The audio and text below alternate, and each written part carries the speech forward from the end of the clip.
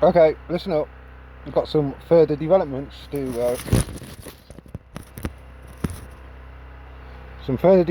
report. Now,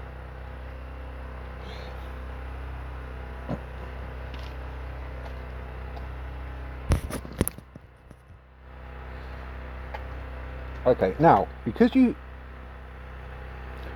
threatened me, right?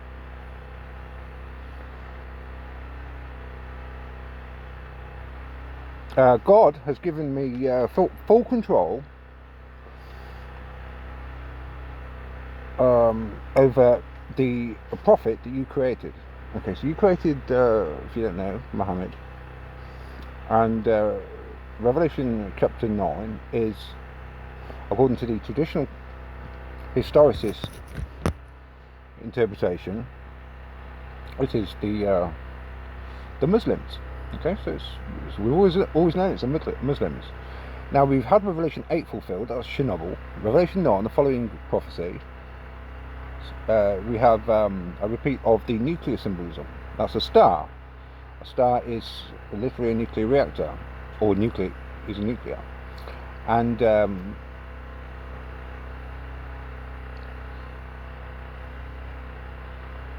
the smoke, you know the ships that stand off afar and they see the smoke rising and rising. Now, a normal fire wouldn't be a problem, would it? Yeah, I mean, not really. I mean, you're not going to go, woe to Babylon, it's on fire. You know, it's no big deal. The fire brigade come along and put it out. Unless it's a nuclear fire. Okay? What do you think? What do you think? Seeing everything that happened on that day in 1982 was a warning for you. What do you think I predicted Chernobyl? Yeah. Okay, so what did the angel say? The angel said, I've been reading your book on prophecy. That's to remind you that everything's already happened and we've already won and you've already lost. Okay? That's the first thing you need to get into your head. That's the first lesson you need to learn. You can't oppose me. If you're trying to oppose me, what's going to happen? If you're trying to oppose me, what am I doing? What are we doing here? Because of we're judging you the way you judge me. So because you turned up and you sat with me for an hour while you told me that you were destroying me, I'm going to sit with you for an hour, okay? And we're going to, the hour and a day, we close down the Church of Rome, which the Pope's going to fully agree to because he's got no choice. Because we've already done it, and we've done it because of that's it. If you turn up, if you turn up and say to God Almighty, we're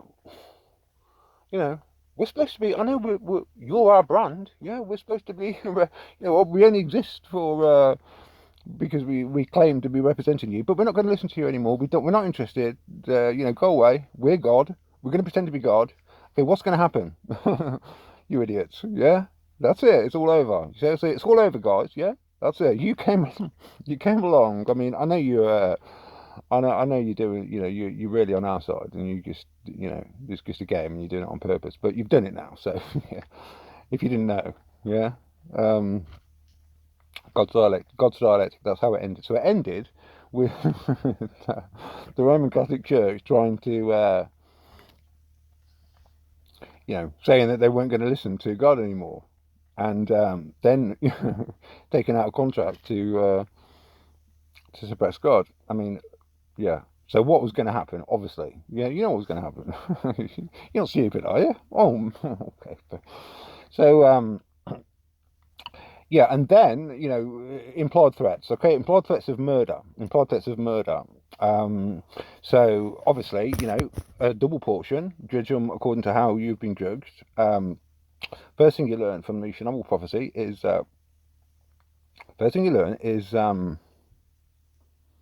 everything's already happened. The angel says, "I'll be reading your book." What book? Oh, the book that you wrote when you were 28. Yeah. Can you get your head around that? So, that's no trick. They really were in the future. Yeah. Do you understand that? The angels really were in the future. If I predicted Chernobyl, that means, they really were in the future. And I did write a book, when I was 28, in 1998. So the angel was in 1998. Yeah. You're getting it now. So, maybe Einstein was right. He said time is an illusion for the Roman Catholic Church. So basically, if you oppose something that's already happened, something has to give. Obviously, the future's not going to change for you. What's going to happen is you are all going to be removed from the world stage. In other words, how do you get removed from the world stage if um, you're kicking against the goats, if you're going against something that's already happened? How do you get removed from the world stage? You die. Yeah. So the option you've got is full and unconditional surrender to me.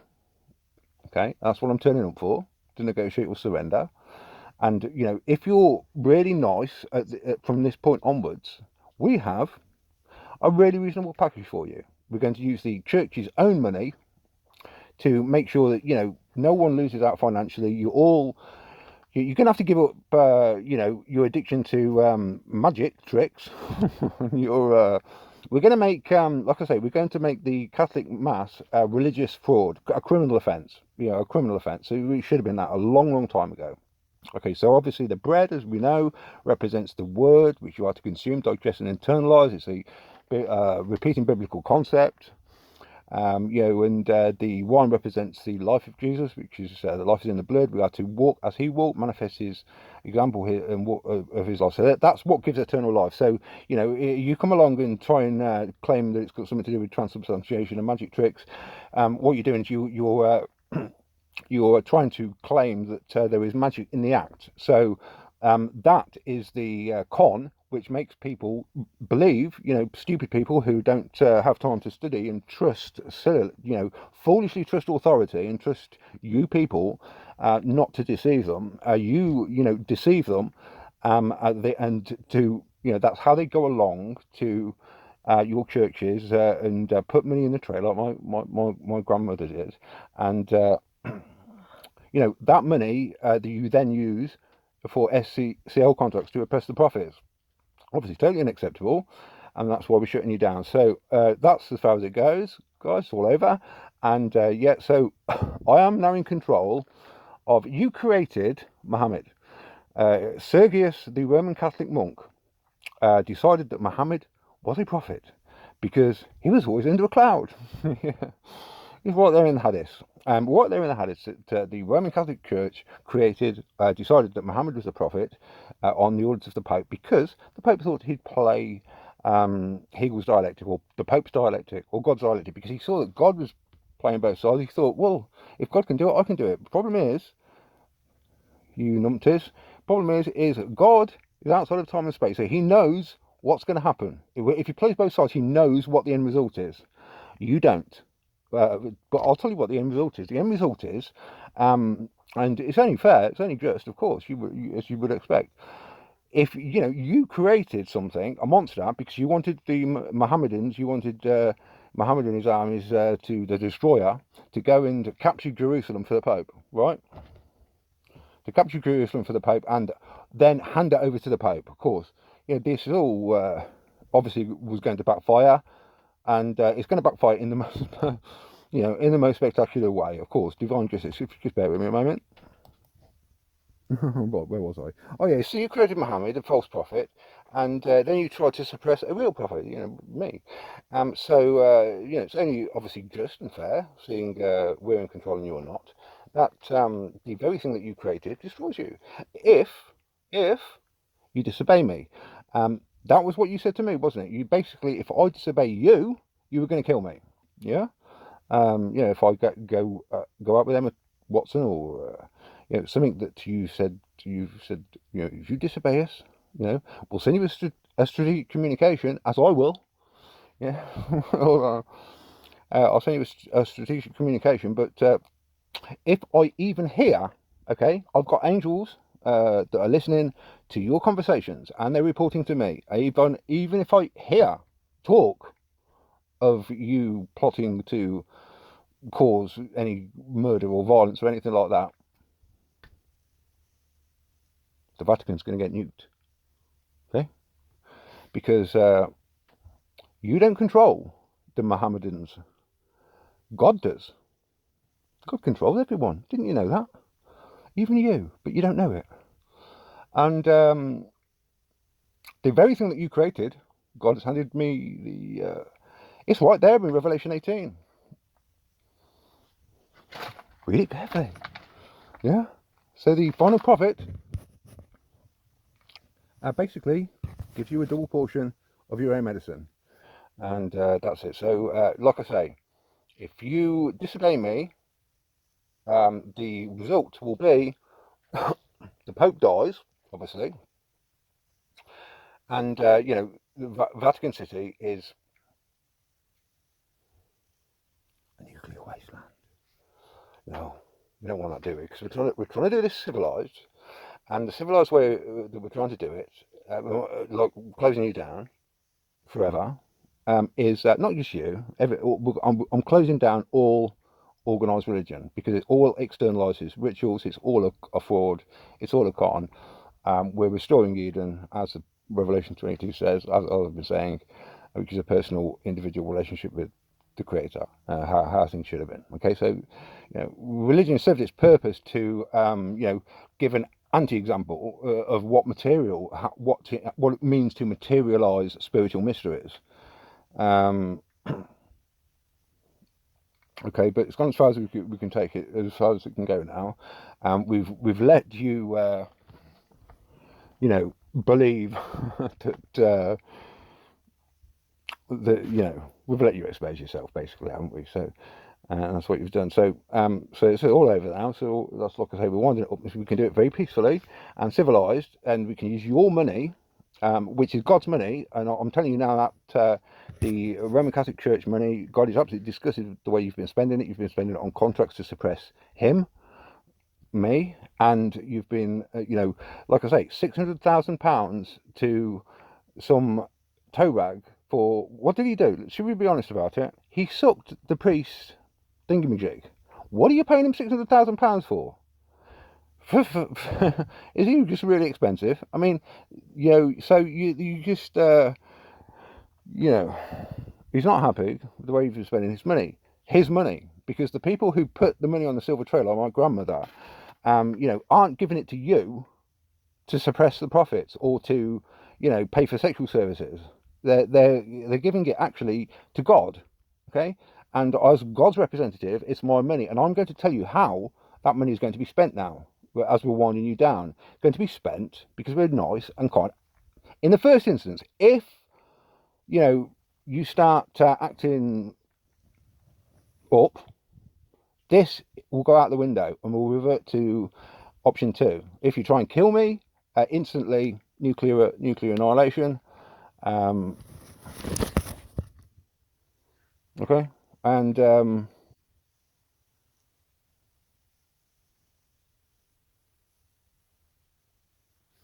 yeah, I mean, you like I say, we can have the smoke rising from the ruins of Babylon as metaphoric smoke, as representing, you know, the smoke of your torment, because you know, oh, you can't you, know, you can't dispense your magic wafers anymore. Or we can have it as, you know, a literal fulfillment, as you've seen. Chernobyl, which also had a symbolic meaning, had a literal fulfillment, because the trumpet prophecies in chapter 10 repeat, we have a dual fulfillment, but this time in the literal sense. So the bad news for you guys is the dual fulfillment of the Muhammad prophecy, the following prophecy, is a basically a nuclear attack, probably a dirty bomb attack, I think we should say. Now, this is not, for those of you who don't believe in nuclear power, don't believe in nuclear explosions, this is not a nuclear explosion, just to be clear. This is a conventional explosion, but with nuclear radioactive material, which, you know, is a plague. I tell you what the plague is, the Chernobyl plague. My grandmother died from leukemia, from the effects of Chernobyl.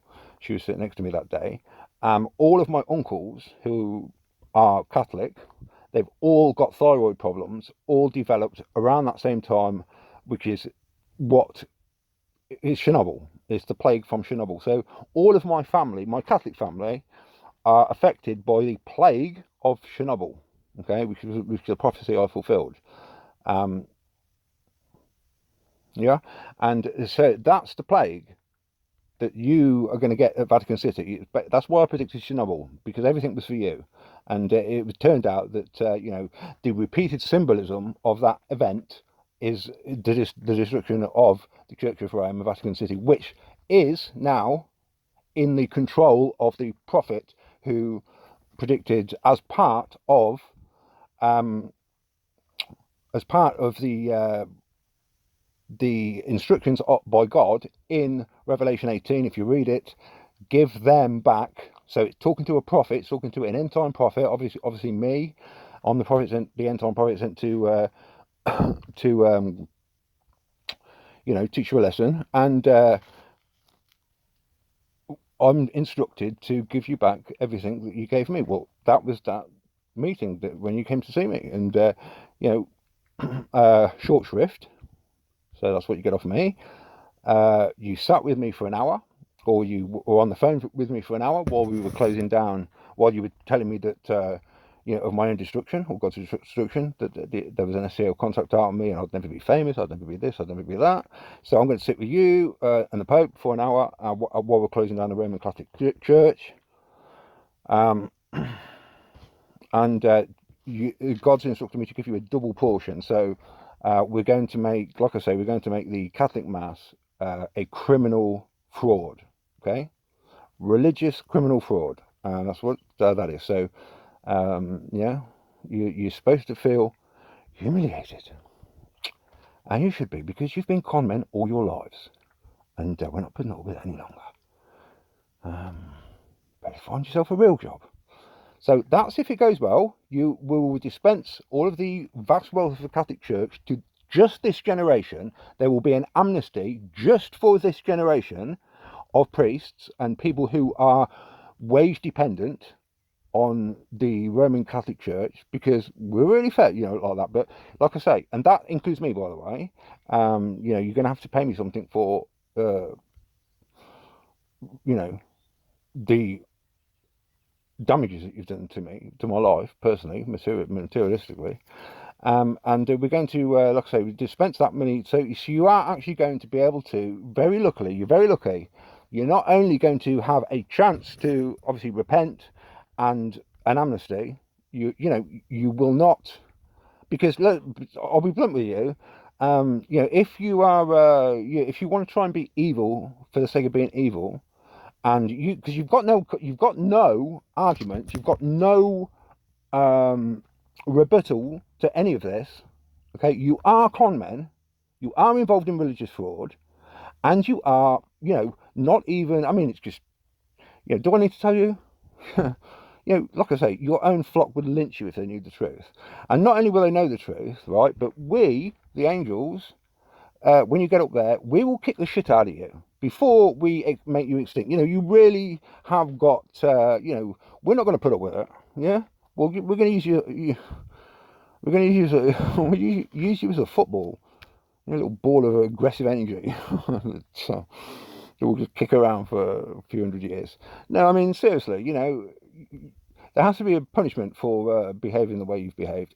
So you need to really accept that we are being really gracious here at dispensing God's money that you've been spending on oppressing the prophets, on basically making sure that you're not out of any financial difficulties if you are wage dependent on the Catholic Church, and you can put your feet up and have a bit of a think about things before you die. And if you've repented and you've you've accepted that what you did was wrong, then we'll be nice to you, and we'll but if you want to play hardball, we'll play hardball. We'll take away all of that money. You won't get the money.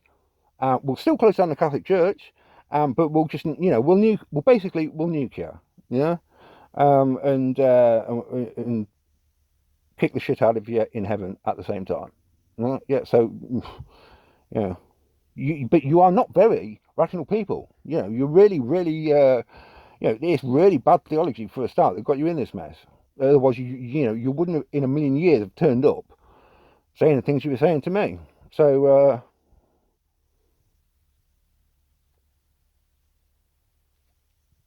yeah, don't start even thinking evil thoughts, okay? Because even your thoughts get reported to me, and if I'm hearing stuff, I'll just do it. And like I say, what's already happened has happened, so something has to give. The future's not going to change for you, you're going to change for the future. Okay, so if you start opposing now what's already happened, you could be removed from the world stage. You know what that means, don't you? Goodbye.